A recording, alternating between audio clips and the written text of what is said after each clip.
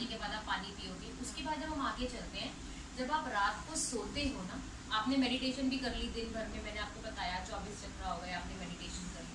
अब जब हम दिन में सोते हैं, जब हम रात को सोते हैं, उस समय हमें ये भाव करना है कि मैं अभी आज पूरे दिन के सारे कर्मों को आपके चरणों में अर्पित करूँ। ये भाव आपने, ये एफर्मेशन बोलनी है ईश्वर को कि आज के सारे जो भी मैंने जो भी कुछ कर्म किया, मैं सब कुछ आपको अर्पित करती हूँ।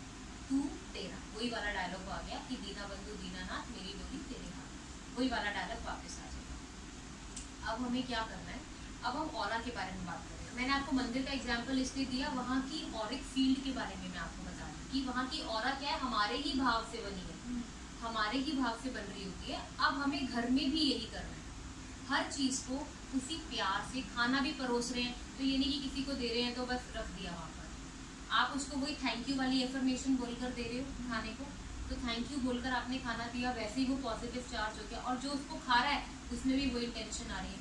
जब आप खाना बना रहे हो, खाने के अंदर पानी भी जा रहा है, खाना भी तो एक एनर्जी है ना, हमारे ब्लड में जाके हमें एनर्जी दे रहा है, तो अपने खाने को एफर्मेशन देनी है, या तो वहाँ पे कोई भजन चला लो, या आप अपने आप से जो एफर्मेशन दे सकते हो कि मेरी मम्मी स्वस्थ है ना, या मेरा शरीर स्वस्थ है, मैं बैलेंस्ड हूँ, बच्चे काम कर रहे हैं, सब सारी चीज़ें आराम से चल रही है, तो ये सारी चीज़ें आप सारी एफर्मेशंस करके खाने को और पानी को दे सकते हो। ऑरा क्या है, ऑरा हमारे शरीर के चारों ओर है, 7 लेयर्स है जो हमें दिख नहीं रही, इनविजिबल लेयर्स है जो हमें दिख नहीं रही है।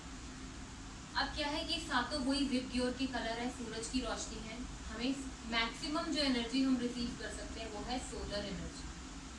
आप देखते हो सन गेजिंग लोग करते हैं, आप भी कर सकते हो, उससे आपको क्या है, आपके अंदर जितने भी कलर्स हैं ना सब बैलेंस हो जाते हैं, क्योंकि सूरज में वो सारे कलर्स मौजूद हैं जो हमारे शरीर को स्वस्थ रखने के लिए चाहिए।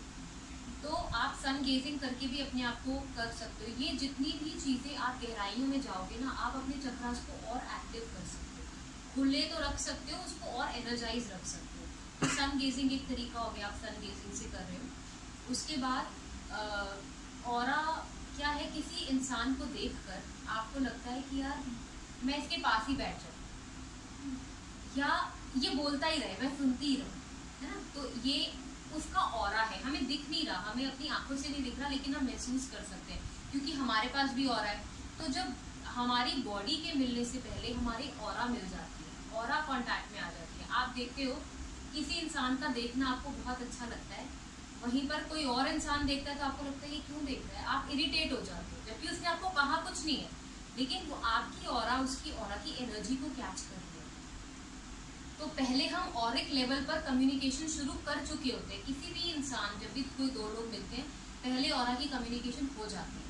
तो ये जो 6th सेंस है, ये अब रेकी में आपकी डेवलप हो जाएगी, आप समझ पाओगे। अभी तक हम कॉन्शियस नहीं थे इन सब चीज़ों के लिए, लेकिन अब हम कॉन्शियस हो